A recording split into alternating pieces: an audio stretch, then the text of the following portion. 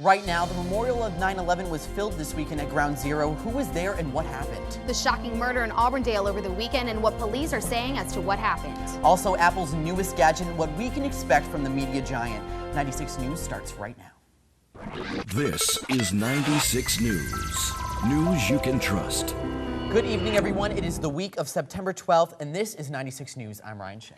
I'm Rebecca Vargas. Yesterday marked the 10th anniversary of the tragic September 11th attacks on the World Trade Center. And millions around the world showed their support, and right now we're going to talk to Victoria Garcia, who has the latest. Victoria, what was the atmosphere like in New York yesterday? Well, Ryan, the atmosphere in New York was one of bittersweetness as family members and friends lined the streets of New York City waiting for 5 hours to hear the names of their loved ones lost. During the ceremony, officials began to let in groups of family members to the new 9/11 memorial site, where they now have the chance to touch the names of their loved ones on a wall of bronze surrounding two giant new waterfalls where the World Trade Centers once stood. This 8-acre site is surrounded by 400 beautiful swamp-wide oak trees that represent the strength of our country. Later on this week, the public will be allowed to go in and pay their respects. At the memorial, former President George W. Bush, alongside his wife Laura Bush and President Barack Obama, gave speeches honoring and remembering the fallen. Nearly 3,000 people lost their lives that September day. But 10 years later, it goes to show that Americans will never forget. I'm Victoria Garcia, 96 News. Back to you, Ryan and Rebecca. Thank you, Victoria, and our hearts still go out with the families who have lost and, of course, the emergency response crew who risked their lives for us. That's right. Citizens in Miami are uneasy after learning that the local government is taking gun laws off the books. The state says the towns are risking a $100,000 fine if they do not remove their gun ordinances. Supporters say that the laws are unnecessary and should allow people who have permits to carry a firearm. Many people are worried that this will spark violence in a more urban setting. And it was a tragic scene in Winter Haven early Sunday morning as an Orlando-based musician, Ralph Amaduri, was shot and killed. According to the Lakeland Ledger, he was on a break from what would be his final gig at Jesse's Bar on 118 3rd Street. The band stepped outside the bar around 1 a.m. An unknown armed man tried to rob a group of people outside. A fight broke out, and eventually Amaduri was shot in the head. He was 45 years old, and police are continuing to search for this suspect. And it has been a great week in weather so far, but we're hoping that it'll last. Molly, what's the scoop for this week? And hopefully maybe we'll go to the beach this weekend? I hope so. Unfortunately, Ryan, the sun will not be letting up this week. It's going to be very hot. Monday through Friday, the highs will be in the low 90s, which will make for great weather for being outside and hanging with your friends. Starting with Monday, highs in the low 90s, 91, lows 72. Moving into the weekend, we'll have on Saturday, if you're planning to be in Lakeland, Orlando, or Cocoa Beach, we're going to have scattered thunderstorms. On Sunday, also scattered thunderstorms. You'll want to make your way to Clearwater Beach Saturday or Sunday for great beach weather and tanning. Back to you, Rebecca. Thank you, Molly. Coming up, a Pinellas County woman arrested for leaving her toddler home alone. The reason, right after the break. Stay with us. Welcome back to 96 News. Lisette Diaz is facing 1 count of child neglect. According to police, neighbors reported a 3-year-old wandering around on 7th Street north of Safety Harbor.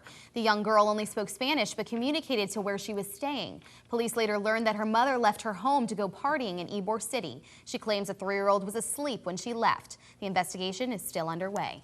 And tuition prices are on the rise, but scholarships are at an all-time low. 96 News' Jennifer Browning is live on campus to tell us what to expect. Jennifer? All across the country, we've been seeing a drastic increase in college tuition prices, and there seems to be no end in sight.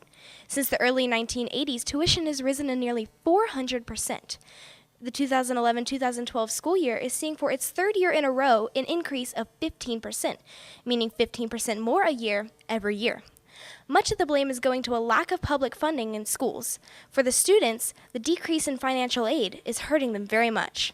In Florida alone, we're seeing a $1,000 increase in tuition prices in both public and private universities. While tuition is rising, the Florida Bright Future Scholarship is declining. Since Southeastern's tuition has raised, it's made me wonder more about my grades. It's made me study more, focus more, because I need more scholarships and able to afford it. And also it's made me wonder, can I stay here for the full 5 years like I had planned? Because tuition could go up even more, and I don't know if I can afford that. So it's made me wonder about those. But now comes the real question. Why are we being charged so much for pursuing higher education? Some university officials claim it is to cover increased salaries, benefits, energy bills, upgraded dorms, gyms, and other facilities and operating costs that arise. Others claim it is to generate money to hand back to the students as financial aid, in part to make up for the federal government reductions in programs like the Pell Grant. We may never really know the answer to this question, possibly the most important question. It's the question that burdens the most college students in today's society. This is Jennifer Browning reporting live for 96 News. Thank you, Jennifer. Well, Lakeland will be getting a visit from a possible Republican presidential candidate. Herman Cain will be the keynote speaker at the Polk County Republican Reagan Dinner Series here in Lakeland on September 20th.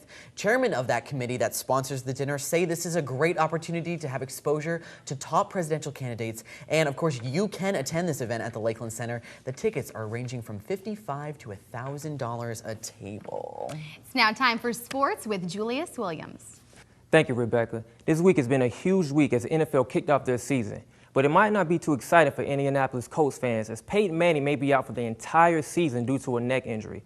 In other football news, Leroy Selman passed away after suffering a stroke. He was a very pivotal person in Tampa Bay and he would be dearly missed. Prayers goes out to his family and friends. For campus news, women's soccer, men's soccer, and volleyball all competed this past week. Women's soccer picked up 2 victories, one coming against Florida College as they won 3-0, and another in a rout, 5-1 against USCB. They also lost against Truett McConnell 0-1. Men's soccer had their home opener against SCAD where they lost 0-1 and also had a game canceled due to bad weather conditions against Ave Maria. Volleyball had a miraculous comeback victory to win 3-2 against Weber International, and they also had a game canceled against Florida Memorial. They end their week with a loss against St. Thomas 0-3. For more sports news, go to SCUfire.com. I'm Julius Williams, and that was the Sports Report. Rebecca and Ryan. It was a great opening weekend at the box office for Contagion. The star-studded action thriller brought in $23.1 million. Bucky Larson, Born to be a Star, only brought in $1.5 million. Not only was the movie the place to be this past weekend, but also at Disney World. Night of Joy, one of Disney's biggest events, took place at the Magic Kingdom. Tara Duffy has the latest. Tara? Thanks, Rebecca. Night of Joy is actually one of the Magic Kingdom's most anticipated events throughout the year. The event kicked off on Friday evening with Jeremy Camp, Skillet, and Newsboys right in front of the famous Cinderella's castle. Also that night included Group 1 crew and Francesca Battistelli. Saturday night included bands such as Toby Mac and Mercy Me. Fans from all across the country came to the event on both nights to catch a glimpse of their favorite stars. The park was open for regular business, and guests were encouraged to ride their favorite attractions while listening to their favorite artist. For 96 News, I'm Tara Duffy. Thank you, Tara. Well, the time has come again for Apple to put out a new iPhone. The rumored iPhone 5 is said to be out at some point this month. The official release date has not been set, although fans are already planning their campout in front of major Apple stores around the country to get their hands on the newest product. I am dying so for the iPhone 5. I know, right? I'm dying. Anyway, jury selection is underway in Orange County today for the Isleworth millionaire murder trial. Bob Ward is accused of killing his wife, Diane, back in September of 2009 in their Florida mansion. When questioned by police, Ward said the death was an accident, but later changed his story, saying his wife killed herself. Chief Orange County Medical Examiner Jan Caravaglia ruled the death a homicide and will testify as key witness. We'll have more to develop on this story in a little while. And places to light up about to disappear even more for smokers of the Sunshine State. The Orange County Health Department is trying to ban smoking in public parks, universities, and schools in Orlando. Officials released a recent statement saying nearly 56,000 people die each year from secondhand smoke. The Health Department feels this will protect our children. A council meeting is set later this week for discussion.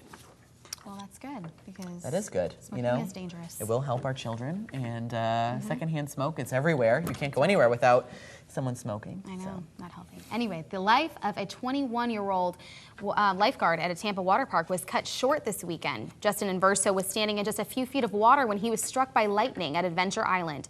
He was a lifeguard supervisor on duty at the time. Officials say that his co-workers performed CPR, but he later died at a nearby hospital. You know, this shows that you can get hurt even Anywhere. in places that you wouldn't think that you normally would. I know. Well, a new study out of the University of Virginia is saying that some cartoons are bad for kids' brains. After showing 64-year-olds a fast-paced program, they found that their memory and thinking skills were less than those children who watched a slower-paced educational program. The study was published in the Journal of Pediatrics. Well, that's all we have, and thank you for watching. Don't forget to keep it on 96 News for the latest breaking news, weather, and sports. I'm Ryan Shea. And I'm Rebecca Vargas. Have a great week.